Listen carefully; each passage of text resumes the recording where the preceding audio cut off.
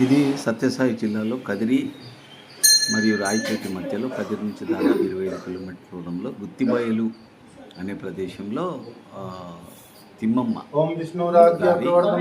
ఆలయం దీన్ని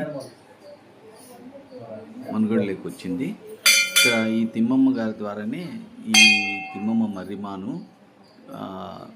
నాటడం జరిగిందని చెప్తున్నారు. ఇది దాదాపు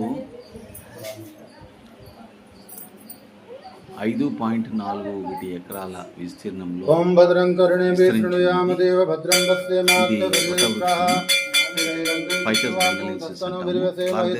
మొదటి స్థానం.